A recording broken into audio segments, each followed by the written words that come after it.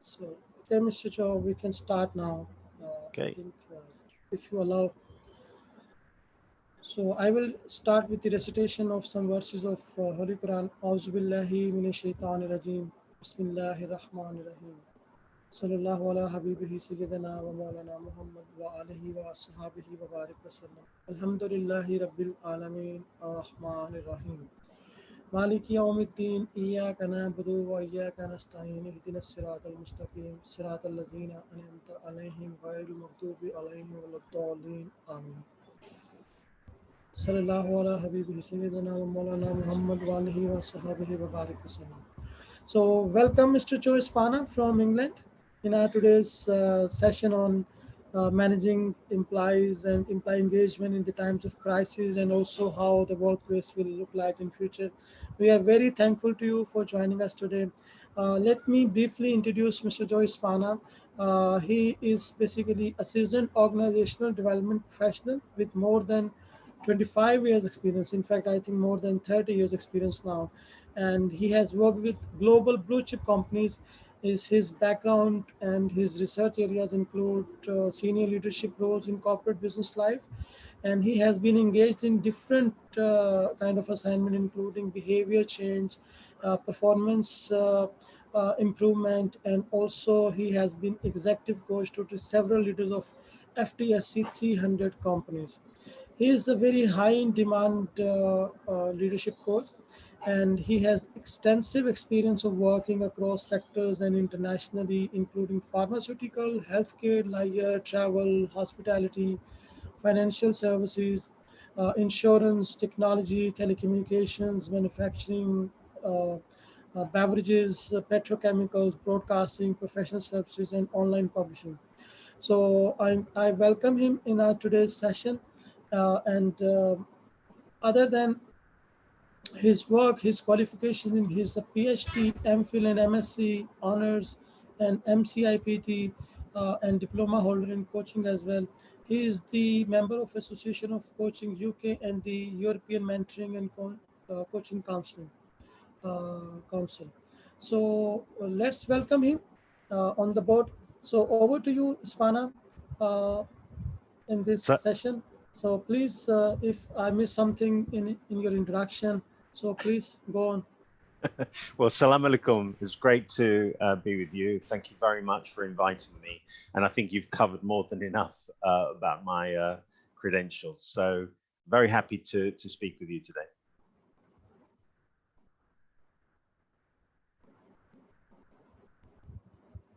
Did you get any of that? Yes, I'm hearing you.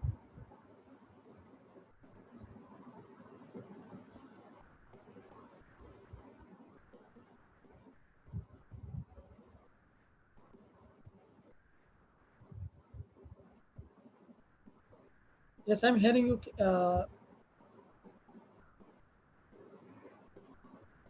Hello. Can you hear me? Yeah, I can hear you. Can you hear me?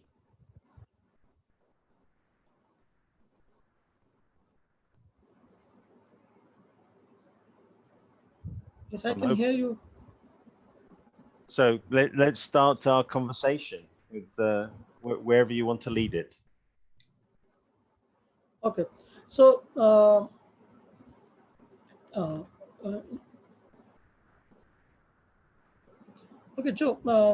The current situation is very different, very bad, and most of the people who are not working, and even those who are working and on job, they're not feeling engaged. So, how can we ensure employee engagement in the times of crisis, especially in the current situation? What do you advise? What do you say about it?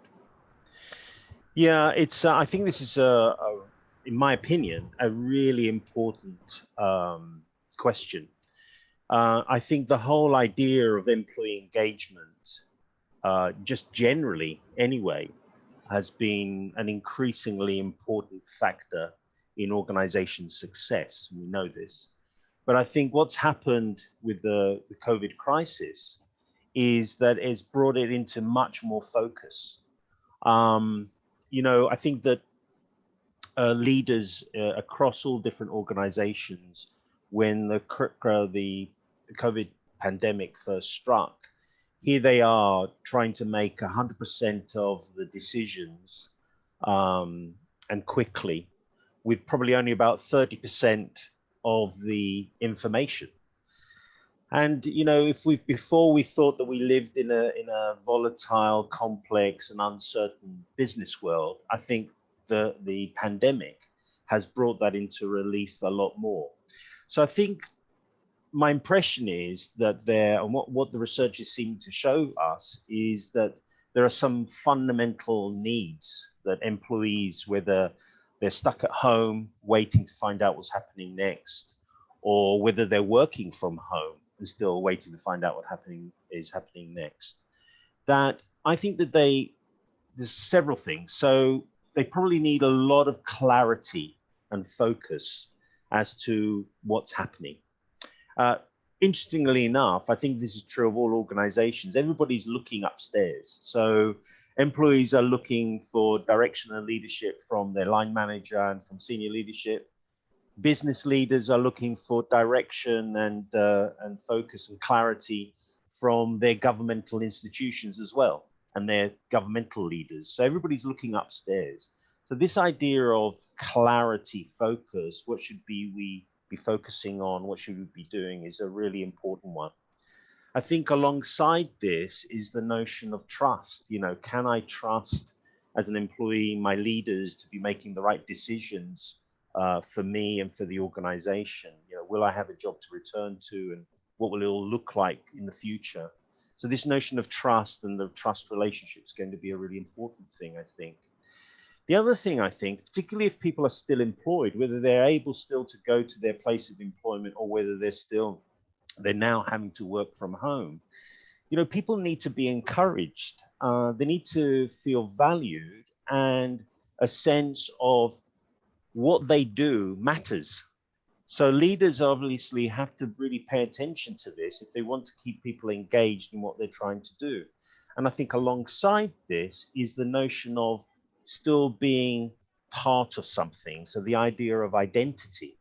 You know, I am part of an organization. I'm part of a group of people that are still trying to achieve something, and that we feel cohesive. We're connected some way. That, you know, we're all in this together in some way.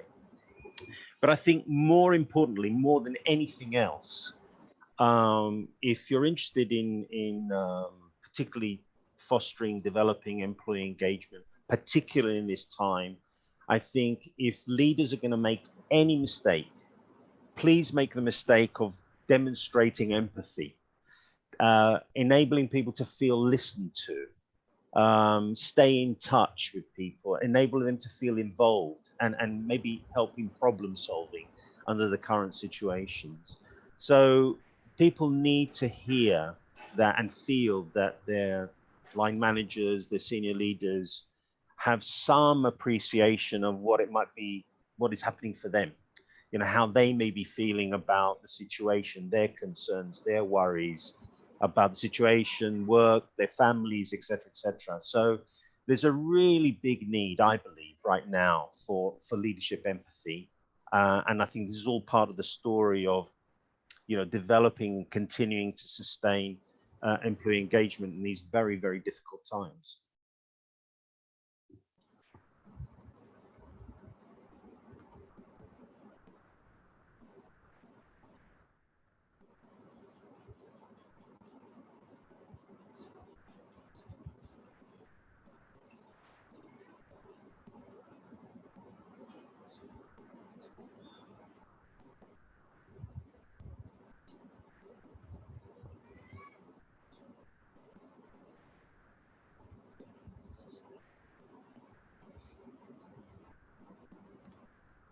Okay, so I think you explained in a very excellent way, especially how to ensure the engagement of employees in this situation.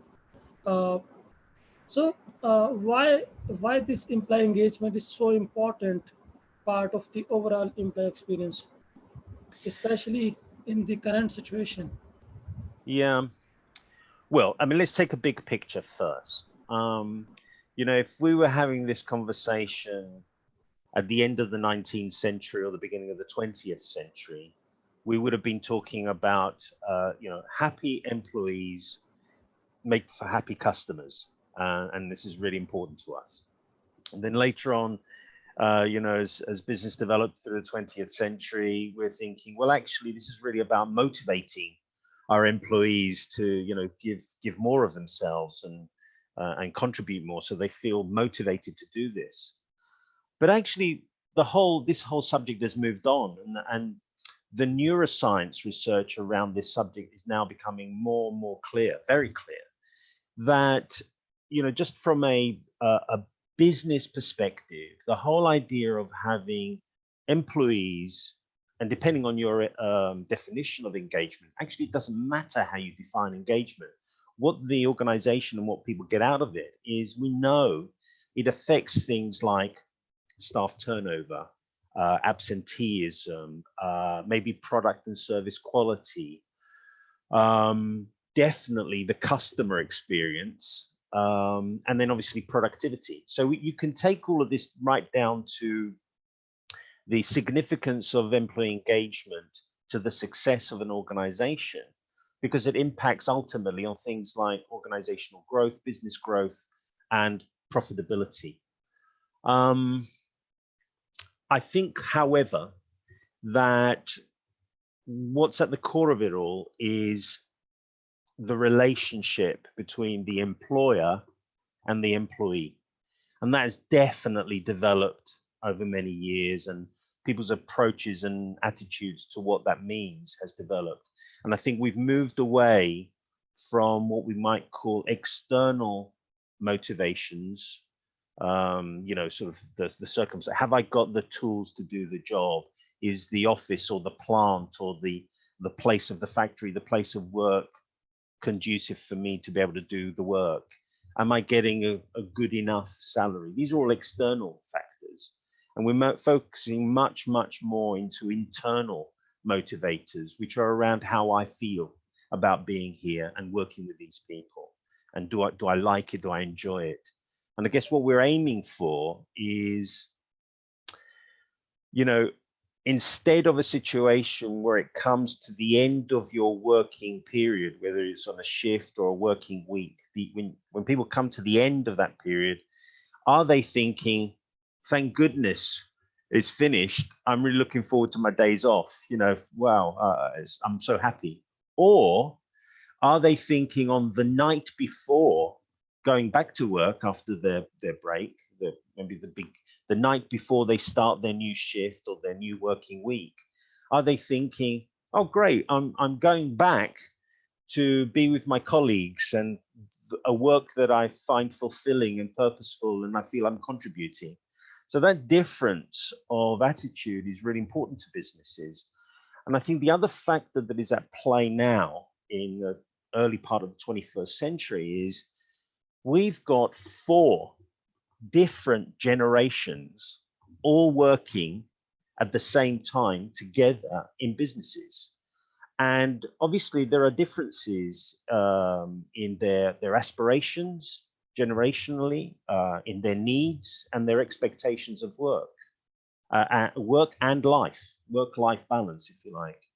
And so the approach that different generations take to work and what it means to go to work is a challenge for organizations.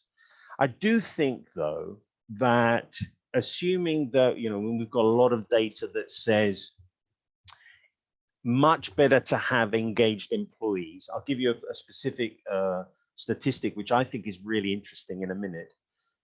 But assuming that we think it's a good idea, we still have to decide, well, how do you boost it? How do you sustain it? How do you keep it going, given that we've got these 4 different generations? An interesting statistic that's well known here in the UK, it's estimated that approximately the cost of having disengaged staff in the UK economy is approximately between 52 and 70 billion pounds of lost productivity. And this is in a developed economy, right? So the UK is the 5th largest economy of the world, and we're losing huge amounts of productivity because of disengagement. In fact, if you look at OECD figures, we've got one of the lowest levels of productivity by whatever measure you want to use in Europe. So this idea of employee engagement is central to the whole notion of effective and efficient business management and business results. And I think we can't lose sight of that. In terms of these 4 generations that I spoke about, while they're different and they have different needs, different expectations, etc., I think there's no doubt about that. I also believe that they have some common themes as well around the idea of feeling engaged. I would say that some of the common themes is one I've already mentioned, is this notion of trust. You know, I work in a trusting, psychologically safe environment. It feels good to be here and with my colleagues and with my line manager. I think there is the factor of emotional connection. I feel connected to the work and to people. I'm proud to be here. And I think the other factor, which is more local rather than organizational, is the idea of climate, having a positive climate where people feel they're thriving and they're growing. And I think if we boil everything down, there may be all sorts of factors, but those 3 factors are probably common to all those 4 generations. And we can see the business results of paying attention to and actually doing something at an organizational level about employee engagement.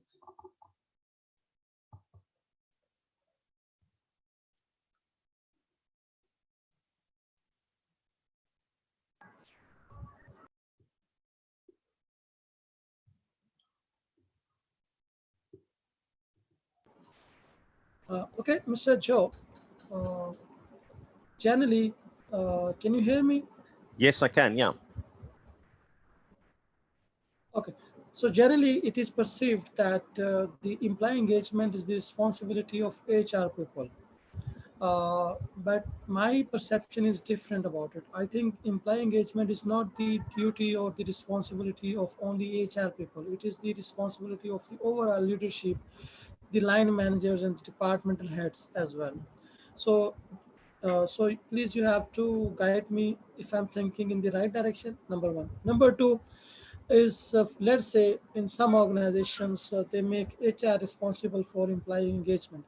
And in that situation, how HR people will feel motivated or engaged, because they are under pressure, they are under psychological pressures, and they're not motivated, and they are equally demotivated like the other employees of the organization. So this is also the question which somebody asked me in the chat area as well.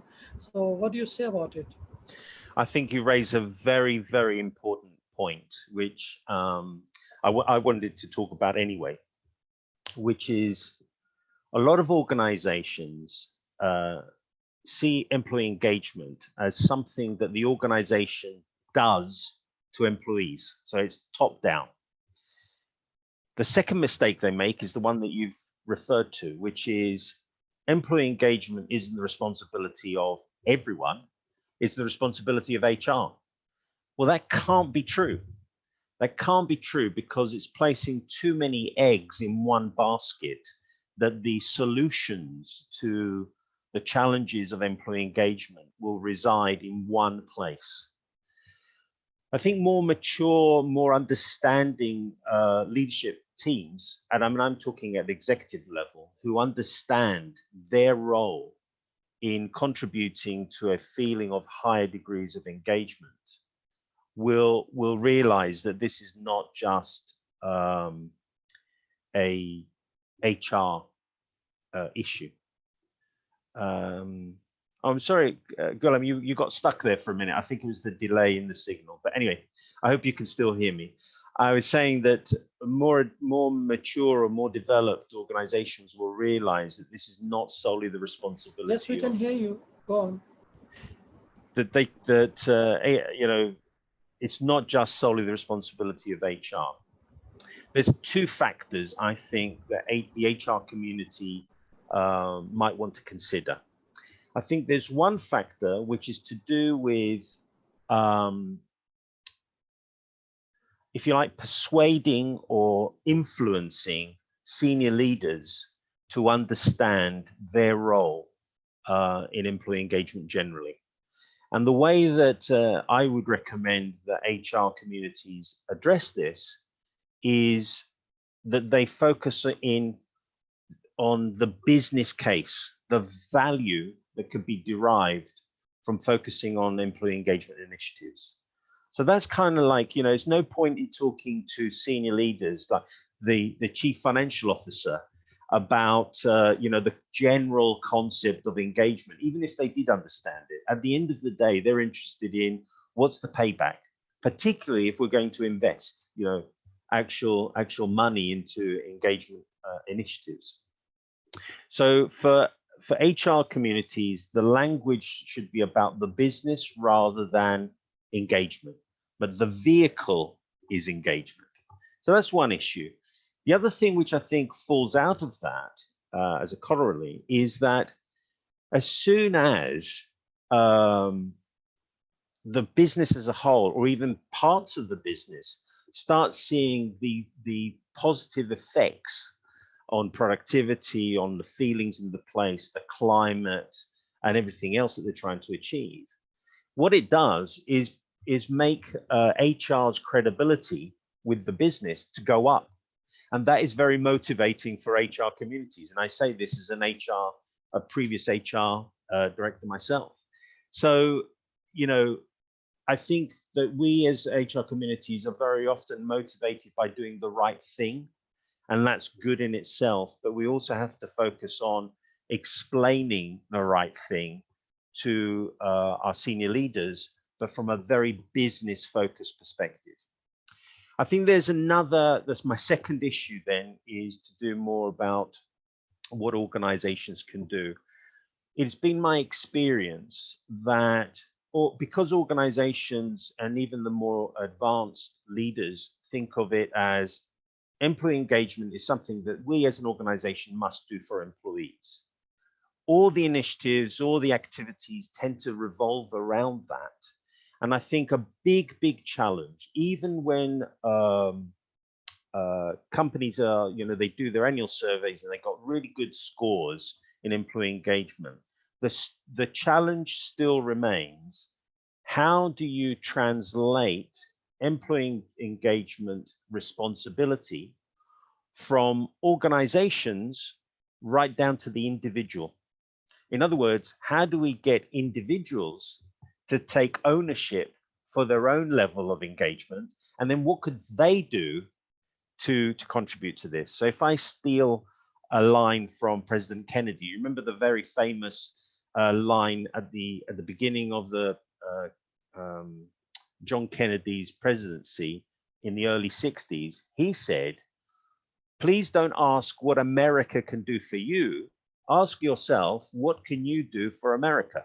Right?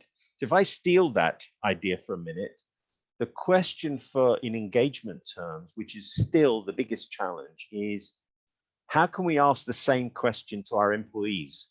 What can you do to improve your own level of engagement? How can we help you to help yourself in developing further engagement? And this is a subject, I think, that has still got a long story to go. Translating the whole idea of employee engagement from being just an organizational level thing to right down to individual responsibility. And we've still got a long way to go there.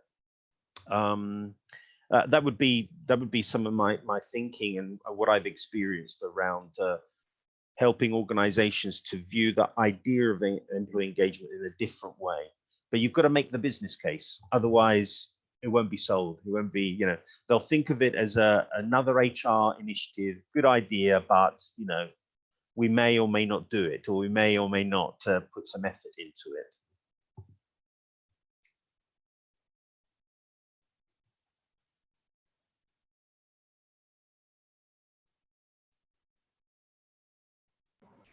Yes, you're right.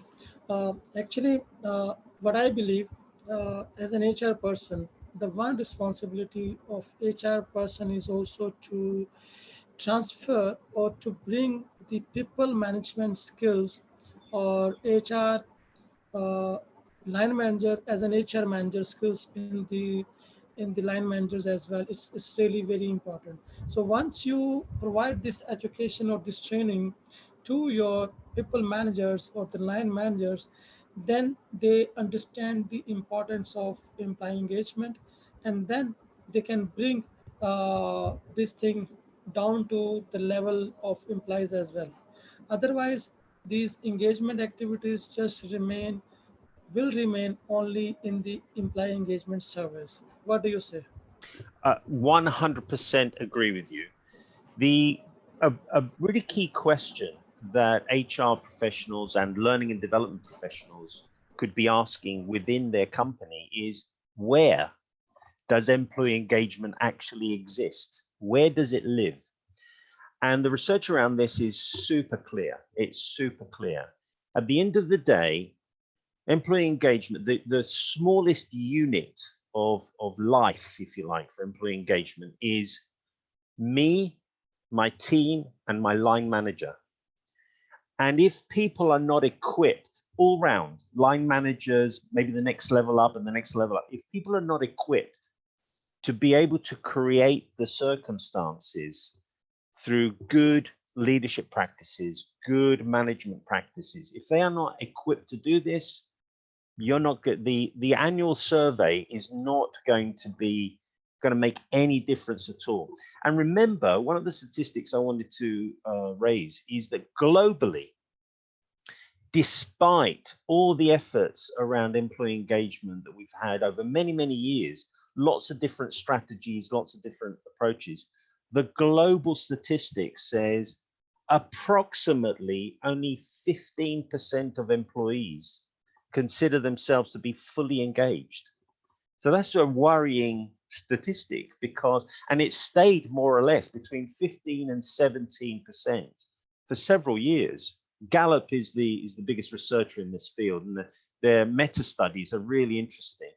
So if that's true, then you are right, because it means we're not doing something with line managers in order to help them be more effective in developing employee engagement.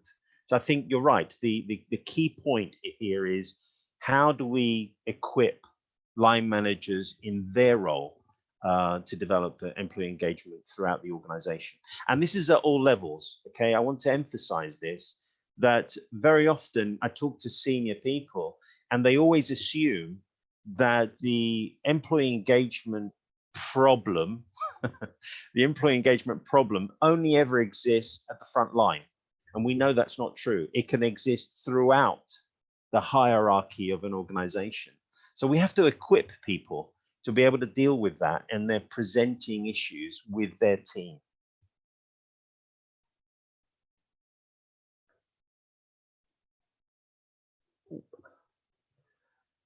I seem to have lost you, Ghulam. I hope that you can still hear me and see me. I can't see you.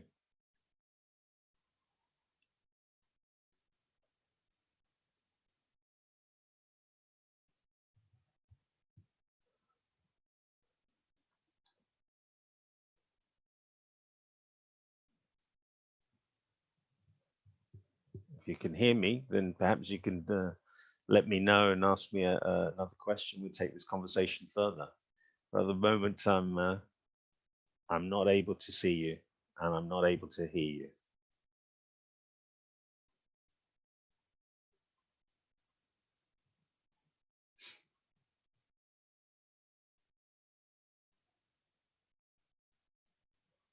It looks like you're reconnecting.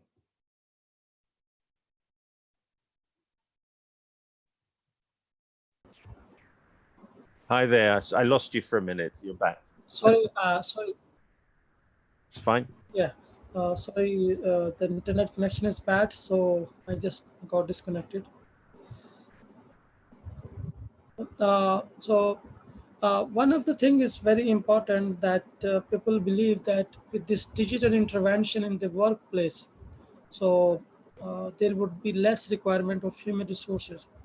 And once you, for example, your organization is transforming from like the manual work to digital, or they are implementing the ERP systems or the digital transformation system. So one of the reason is also to reduce the manpower cost. So you have implemented a system in your organization, and the employment costs you want to reduce as per the plan. So now you need to lay off like 30% or 20% of your manpower. So once the organization start implementing this procedure, then they realize that the remaining 70% of the employees, they are not engaged anymore, because now the leaders, the HR people, and even the line managers, they are unable to keep their team members motivated. So this is the question which somebody asked me right here. So I'm throwing the question to you because Uh, it's a very difficult question. It's a Uh, great question. It's a so really great question. to me, Let me just make a couple of comments. Look, all organizations are trying to find more efficient ways and more efficient processes that enable them to achieve their business aspirations. And from time to time, this requires restructuring or a new system or technology, which inevitably, the benefits for the company is that reduces headcount costs, but it might also increase efficiencies, etc. But this is not a subject purely in the realms of employee engagement. This is to do with managing change generally. And what senior leaders have to understand, if they're going to implement any change, irrespective of what it might be, ERP systems, transformation systems, anything at all, they really better be good at leading change. And the reason why they need to be really good at leading change is precisely for the point that you've made in terms of the implications. So, I don't know, they've reduced headcount by 15% or whatever it is, and they're now left with a whole group of people who feel, okay, the new process, the new system, the new ways of working are okay, but actually I don't feel very motivated. And the reason why that is because of how they were led through that change process. And people have got very long memories. If I just connect this idea to employee engagement for a moment right now with COVID and the pandemic, there's some of you may have seen it, and our listeners may have seen this already on social media. There's a really beautiful cartoon that's doing the rounds in social media, and it depicts actually an employment interview. So you've got the employer and you've got a candidate, and it makes a joke, but actually says everything about employee engagement and how people feel about it. So the cartoon depicts that moment at the end, maybe at the end of the interview, where the employer says to the candidate, well, thank you for answering all my questions. Do you have any questions for me? And then the speech bubble on the candidate says, oh, yes, I have only one question. And the employer says, yes, what's your question? And the candidate says, I wonder if you could tell me, how did you treat your employees during the pandemic? And the whole point of that is that people will remember how they get treated. And even in situations of major change, restructuring or loss of people, both the people that leave and the people that stay will remember, were we treated with respect? Was the communication clear?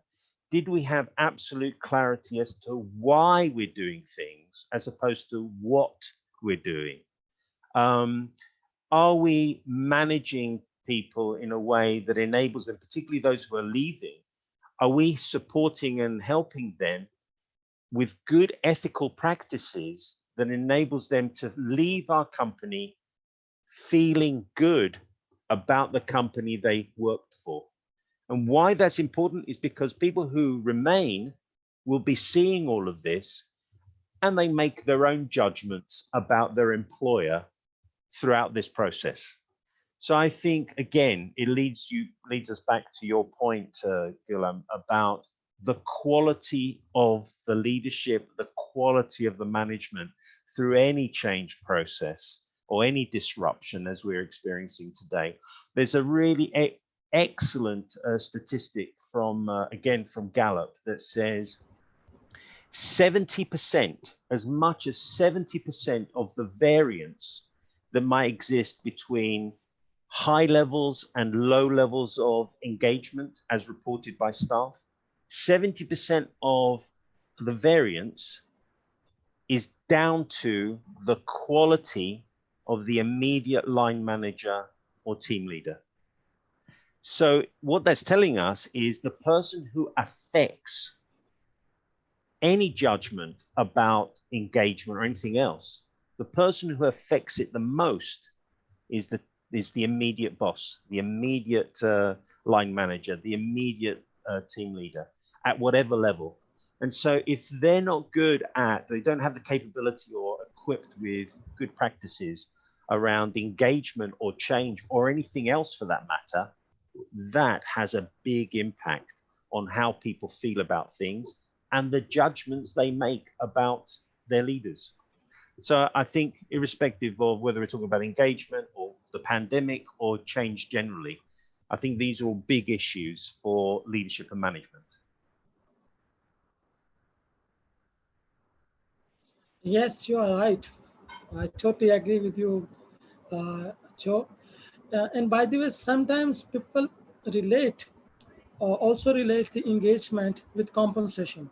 So they believe if we have better salaries or if the employer is giving better salary or better benefits, so people will feel more motivated. Whereas I do not agree with this.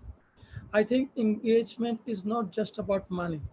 It's about the overall environment, the working environment, the behavior of leadership and the top management with you. And it's not like the intrinsic benefits, it's more like extrinsic thing which keep you motivated or engaged with the organization. And I think you also explained in the beginning as well. So now for people, the extrinsic benefits are not that much important, but they are more focused towards the extrinsic benefits or the extrinsic rewards. Yeah, I think this is a really important point for our HR communities to get across to senior managers, particularly if they don't understand this thing, because the evidence for this is so overwhelming now. There's been research study after research study after research study over many years that keeps on telling us the same thing, that assuming from a managerial point of view, that if you throw money at people, yes, it might be motivating for now, for a short period of time, but you can't sustain it. There was a really excellent study done. This is to show you how old I am now, because it was done years and years ago, never to be repeated because it was so expensive to do. But there was I think it was AT&T throughout the 70s, a longitudinal study. And it was very interesting because it asked the same question to two sets of people. So basically, employees were given a list of things that they said could be motivating to you. And of course, money was one in the list, okay? And the question was, here's a list, put them in the order that you think or you believe would be motivating for you as an employee. And everybody replied, etc. And it was really interesting how the order showed up, okay? Then they took exactly the same list and they gave it to managers and leaders. And the question was, please order the priority of this list from the perspective of what you think would be motivating to your staff. Well, you can imagine the two lists, the two priority lists, were completely different. Money did show up, but in the managerial list, money or salary or compensation, whatever that was meant usually came up 2, 3 on the list in priority. For employees, always assuming that there's a fair relationship between the job I'm being asked to do and the salary I'm getting, always assuming that. Money came 7, 8, or 9 on the list. So there's a real disconnect between how, or let's put it this way, an understanding between how leaders and managers understand intrinsic motivation and extrinsic motivators, that what we call the hygiene factors. And salary compensation will be in that side of the score.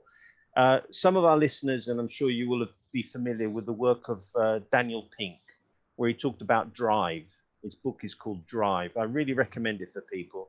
And he's shown study after study, recent studies, how comp and ben is not a major driver of motivation or employee engagement. And yet we still live in, partially, not everywhere, but we still live in a world where managers think, I can always throw money at something and it will be okay, forgetting their central role in terms of their behavior, how they operate, their style, their communication style, etc., with employees. And they forget the power that they have to influence employee engagement. And also, just to add in your point of view, as an HR person, whenever I do the employee exit surveys and when we do its analysis, we never find the salary the top reason of leaving the organization. Exactly. Yeah. So when I was heading organizational development department in an organization, so there were some HR operations managers. They used to come to me, and they say, like, what are your plans for ensuring the increase in the compensation in the salary grades? So I always ask them the same question. Okay, I need data.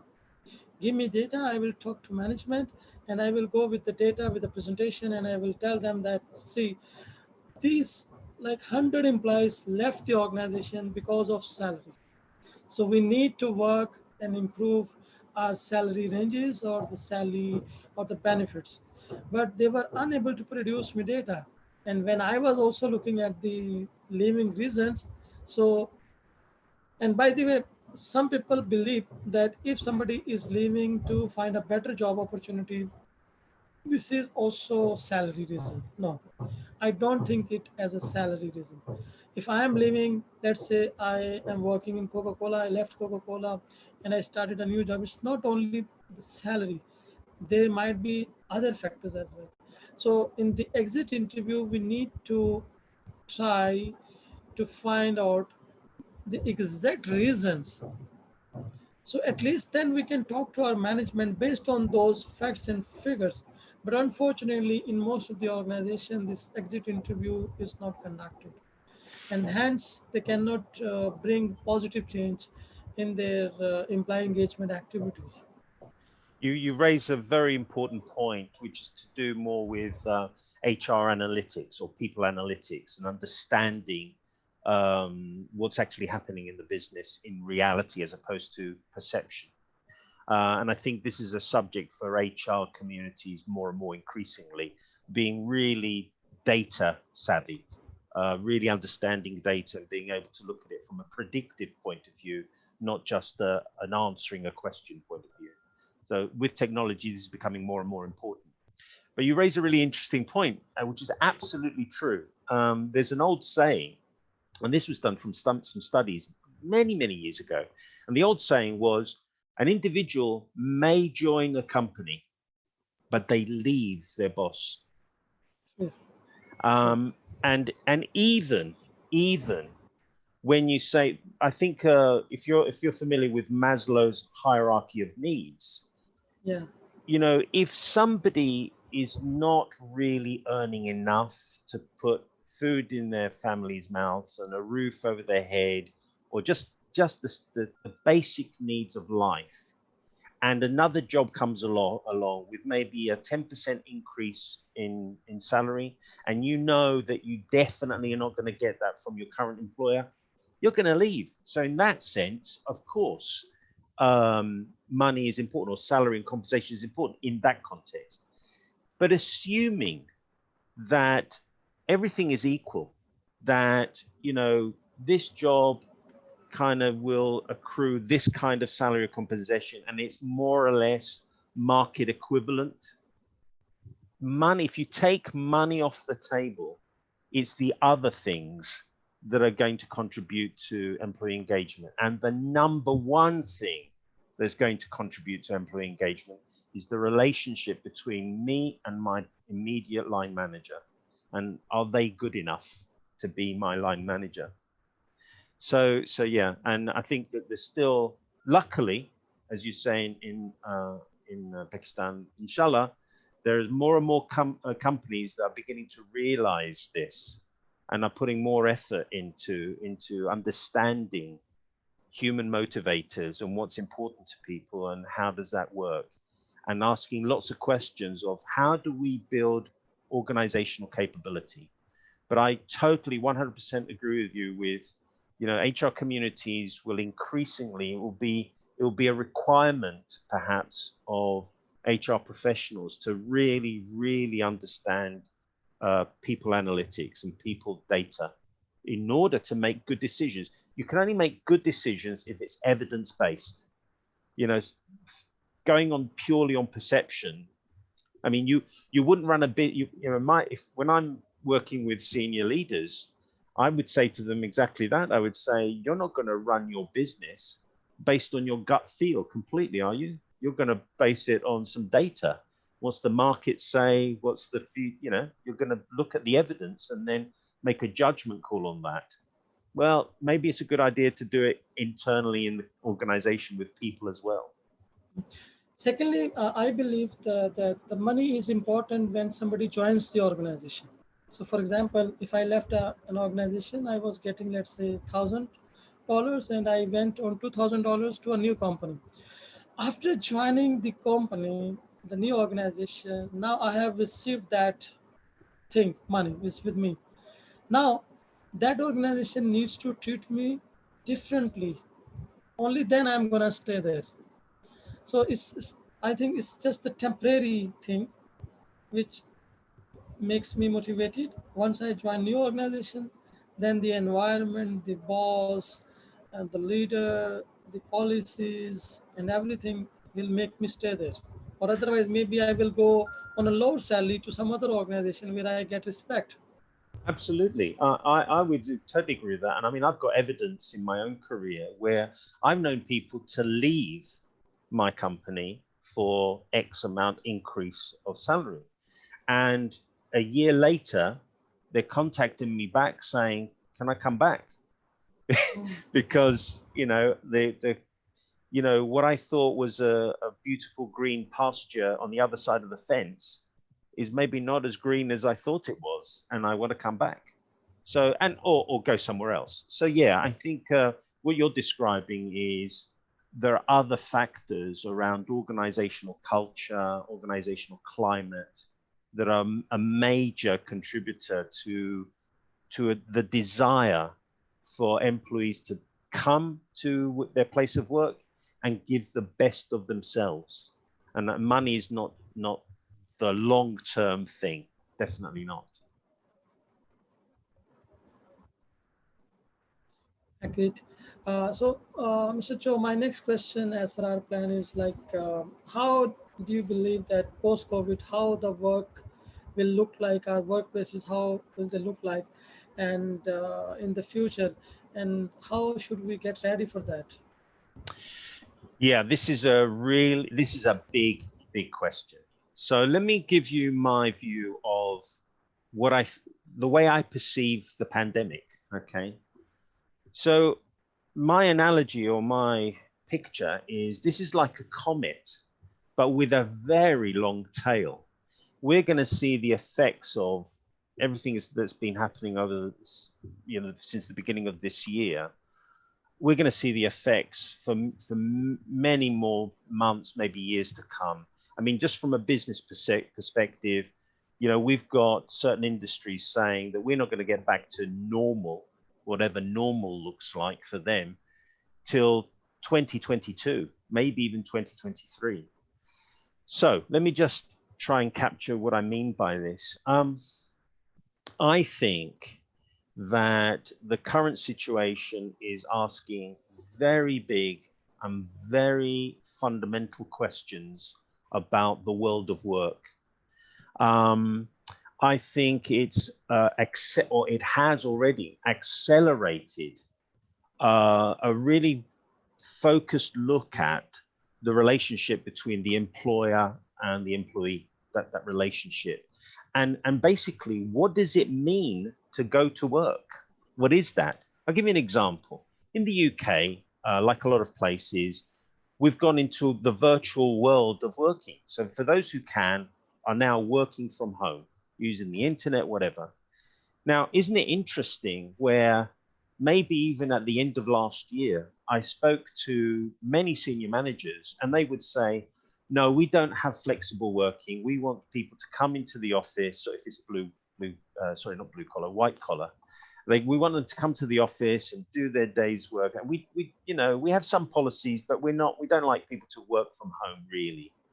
Well, now the pandemic has proven without doubt that people can work from home and very successfully. Do you honestly think that individuals who were, even at the end of last year, were asking, what's the possibility, Mr. or Mrs. Employer, for me to have 1 day a week working from home, still doing the job, but 1 day a week? And they're saying no. And now all of a sudden, you're expecting me to work from home all of the time? Well, I can do it. So what's the chances of me wanting to come back to the old school of But doing the people things? are overburdened working from home, don't you think? Well, that is true. I think one of the things we have to think about is that working hours have expanded a lot because of working from home, and also in the current situation with having the children at home, no schooling, that kind of thing, has made things difficult. But even if things were relatively normal, the normal working day, the point is that technology is playing a major part in asking the question of what does going to work mean? The other factor, I think, which we still have to see the results of is in big cities. I mean, you take, for example, let's take a big global city, London, the center of London, with all the big office blocks and everything else. One of the questions that are going to be asked is, do we need so many office buildings in major cities anymore? Will we have some more flexible way of maybe hot desking or going to a place sometimes, but and the cost to the organization of having headquartered offices, etc., or just divisional offices, etc. Finance directors are going to be asking those questions. Do we really need that overhead cost in order to still be successful? Question. I don't know. But it's going to ask a lot of things like this. And I think the other thing that's going to emerge and is emerging right now and will have a long implication for businesses generally, and particularly for leadership quality, leadership capability, is there's this whole issue of communicating. In a lot of organizations, the communication tends to be one way, top down, rather than two-way.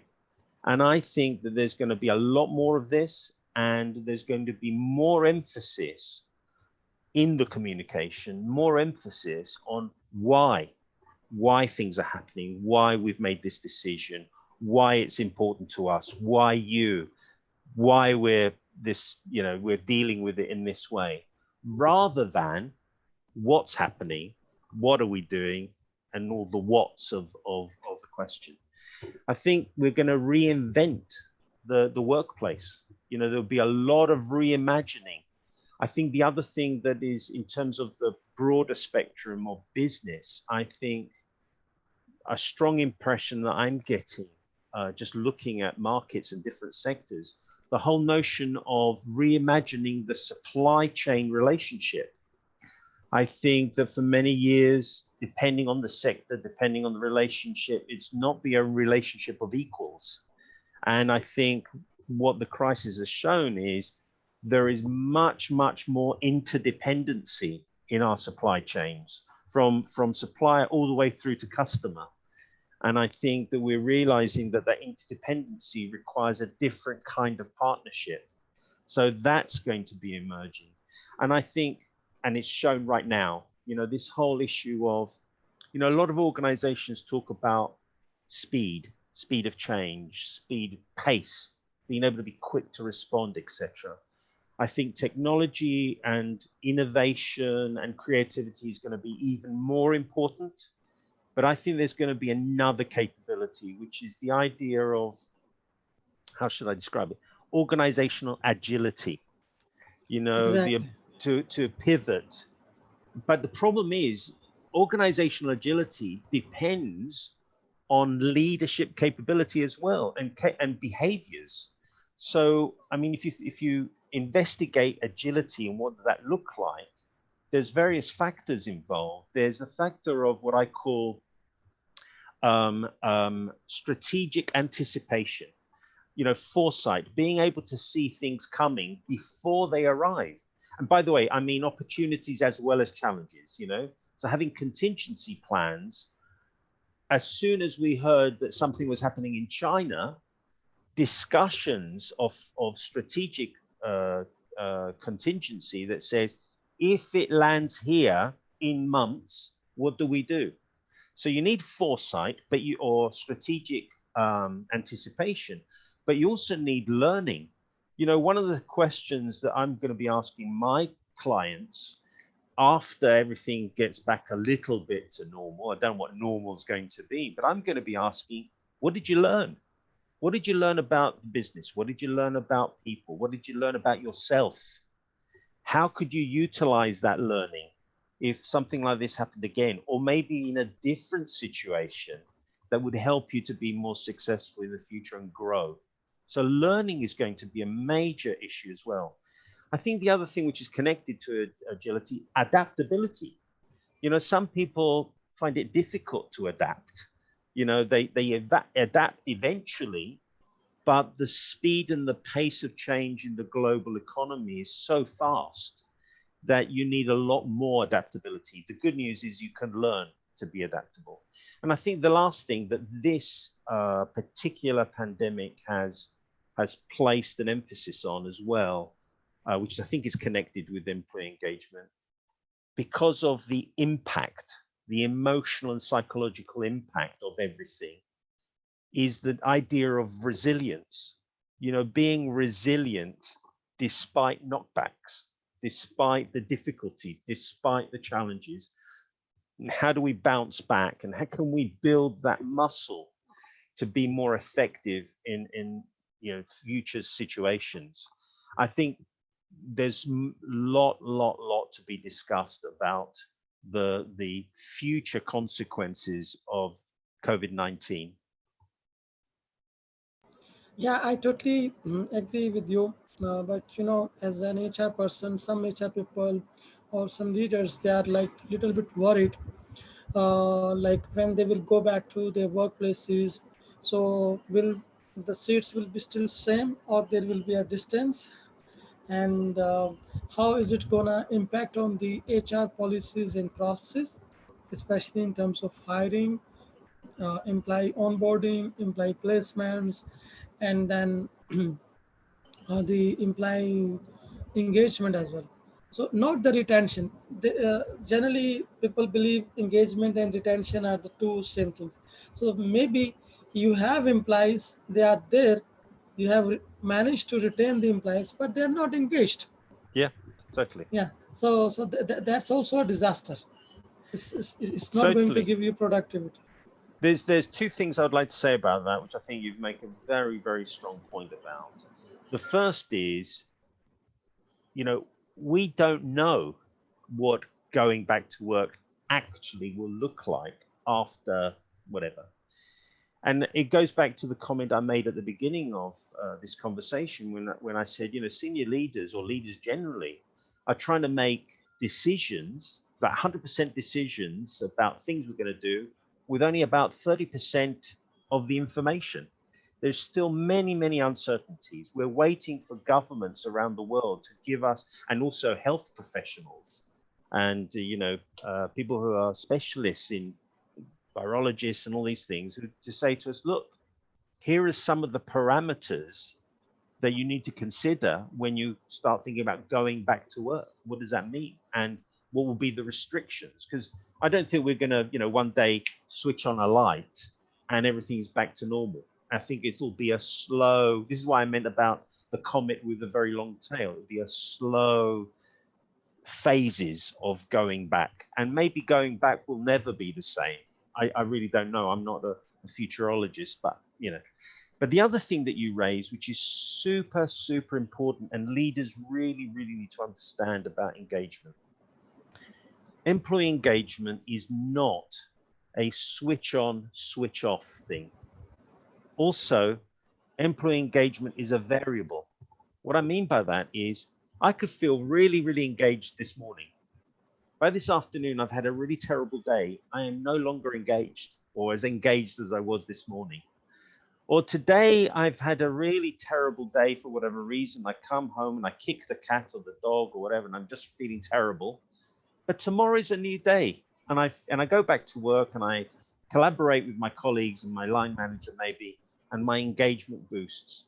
It's one of the mistakes of annual surveys, because an annual survey can only tell you the picture of engagement for the day that the questionnaire was filled out. The line manager needs to have a feel for the level of engagement in their team every day.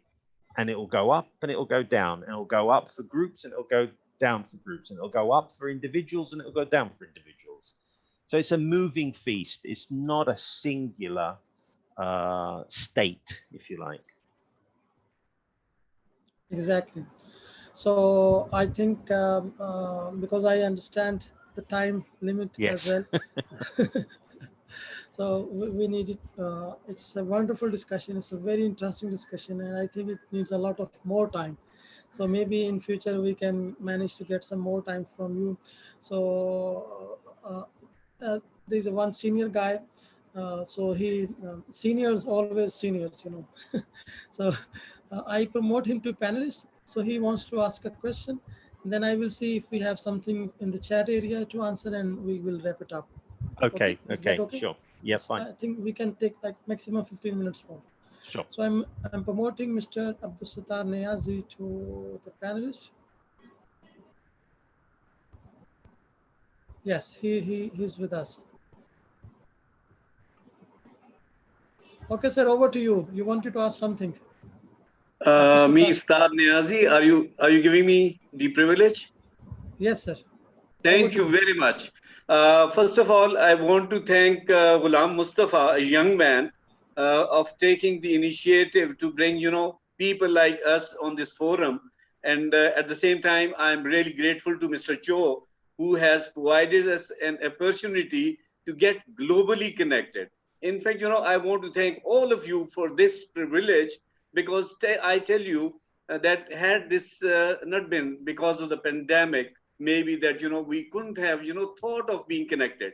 And when I think that this opportunity is a great opportunity, and in a way I want to thank pandemic from this point of view, that it has brought people at a global level at one platform. And I tell you, when I talk of HR is what? Human respect. And human respect comes while considering every aspect, right from recruitment, right from training and development, employee relations, compensation, and everything. And I personally feel that, if this aspect is now realized at a global level, and if the people at global level, HR people, if they get connected, I tell you, they can contribute a lot for the development of the humankind, with reference to all such troubles which we had because of little misunderstandings, or maybe because of some regional or local views on HR and other business aspects. So I think that this was just one of the comment, and I would just request, I mean, because there's a short of time, I would request same kind of a response, I mean, the feel which Mr. Joe has on, getting the HR people connected for the development of the society as a whole, and of course, business in specific. Thank you very much, Abdul Sattar Sahab, for your nice words and for your contribution. So we have a question from Mr. Uzair Mohsin. He says, "What steps can be taken for employee engagement in form of team building activities during this work from home situation?" Shall I try and answer that? Yes. It's a tricky one. I think that, rather than thinking about team building necessarily, I think, some of the things I've been seeing in the virtual world is, particularly when people are working from home, or not working maybe, but just at home, is just creating opportunities for connection like this. So really thinking a little bit about what our previous contributor said, rather than let's have necessarily a team building event as such in the virtual world, let's just connect. And I've seen some really lovely examples, certainly here in the UK, describing this kind of thing. So, we've had teams who have got together and used the internet and a Zoom chat to cook together. So one person maybe has a really great recipe, and they say, "Okay, I'm going to show the rest of the team how to make my favorite meal." And so, they're almost like doing a little teaching session. Sometimes they say, "Okay, well, tomorrow at 5 o'clock, we're all going to get together only for 20 minutes, and we're going to have tea and biscuits together and talk about our day." And so my recommendation is give it to the team. Ask the team, what could we do? What would you like to do in a virtual world that will help us feel connected, still part of something? And that's building of the team just by itself.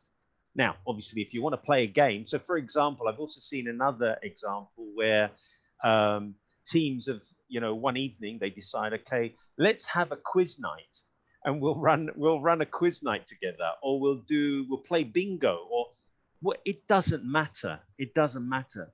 The essence of this is that we're creating connections and bonding, and people, and we're allowing individuals to make their own decisions. I think ask before we tell, and allow people to say, I want to participate, or maybe it doesn't work for me on this occasion, or whatever. But the point is that asking and that connecting builds the glue, builds the connection between people. And then you can be creative. You can do all sorts of other things as well in the virtual world. Excellent. Exactly. All right. There is another question from someone, Sania. She's saying, "I don't know if this has been discussed, but how do you make sure to keep the morale or motivation of each individual employees high all the time when we only communicate using Zoom or Teams or Cisco? We do have team meetings, but you don't really target everyone. Also, how can one be a good leader at this time? Any tips?" Yes, so it's a really big question. So I will just share some of the things I've noticed. I don't know if you noticed with me, but I've been in lockdown for 7 weeks now. This is the beginning of our 7th week. And I have had more Zoom and Skype and FaceTime calls than you can imagine. And I'm like, whoa, how many more meetings like this can I have? And obviously I coach in the virtual world as well. And one of the things that has emerged from me, and it might be just a very simple course, an hour's course, actually equip the person who's going to facilitate the team meeting by Zoom or any other technology, train them to be better facilitators using the technology. Because the technology can do lots of things, but you need to know how to use it and make it engaging in itself. not very good word, but you know what I mean, enabling people to feel part of things. But if something I did say right at the beginning of this conversation, I think don't worry about the channel. I mean, the value of doing a meeting or a one-to-one using something like Zoom or Skype, where you can see the person, is that you can see the person, and you want to have a look at their eyes and what they look like, and try to discern how they're feeling. Because if, as a leader, you're going to make a mistake, please, please, please make the mistake of demonstrating empathy. Try to demonstrate appreciation and understanding for them, what they're worrying about, what they're concerned about, what's on their mind, what are their fears, what are their hopes, and connect that way at a human to human level. At the end of the day, I have a very strong belief after 30 odd years doing what I do, any and every enterprise or organization is a human enterprise, and we need to build those human to human connections. So, you know, it doesn't matter what the channel is, just put yourself in their shoes, make connections with a person, not the job holder necessarily, and then that's going to make a big difference to you. Exactly. So I have two more questions. Sorry if we are running late. One is, I would like to know how to keep the new hired employees engaged, as the human element of interaction is missing. I'm sorry, say that one more time. I didn't quite catch it. Okay.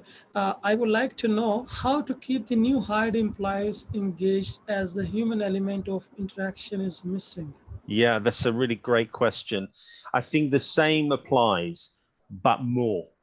You know, one of the things that we know about either change or something is happening is that we're expecting leaders, line managers, to communicate. So all the good things that you probably would do anyway, but increase the frequency.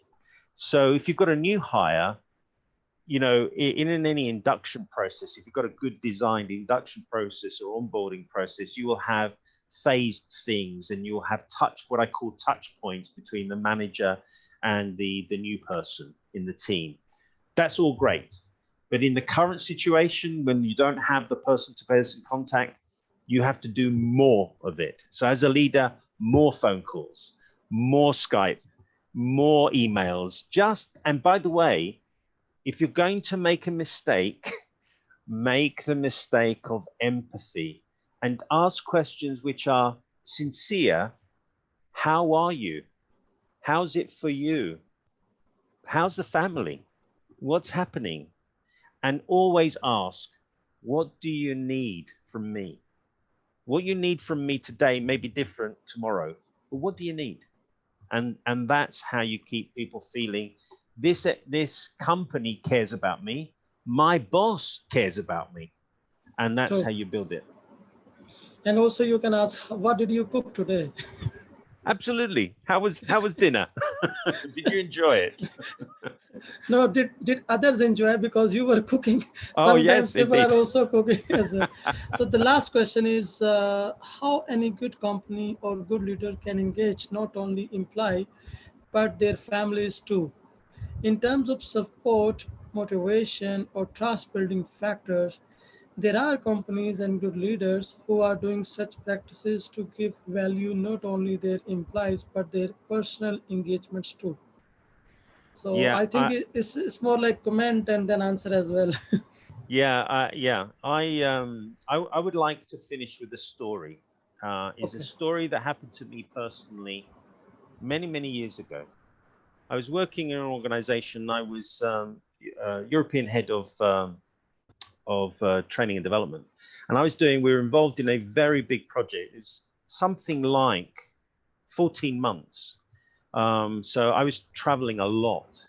I would say on average, I was out of every 4 weeks, not consecutive, but on average, out of every 4 weeks, I was spending 2.5 to 3 weeks away from home on a regular basis. And Anyway, on the story is that this is the situation, and I was getting very tired.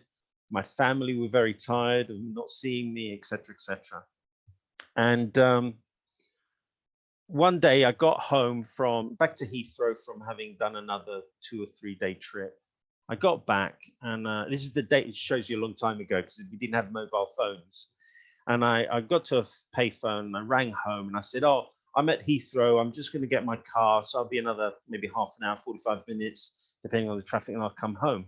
And my wife then, I'm no longer married, but my wife then said to me, "Okay, great. Well, you know, I'll wait for dinner. And oh, by the way, what about these flowers?" And I said, "Flowers? What do you mean?" And she said, "Oh, well, I haven't looked properly, but about a half an hour ago, there was a ring at the doorbell, and I got some flowers. So I thought it was from you." And of course, I thought, hold on a minute, who's sending flowers to my wife? You know, what's going on? And I've been away, by the way. So I said, "Oh, is there a card? Is there a card with flowers?" She said, "Oh, yes, I haven't even looked yet. Let me go and have a look." So she came back to the phone. She had the card, and I said, "Read me the card. Read me the card." And she said, "Oh, I'll read you the card." And the card said, Janice was her name.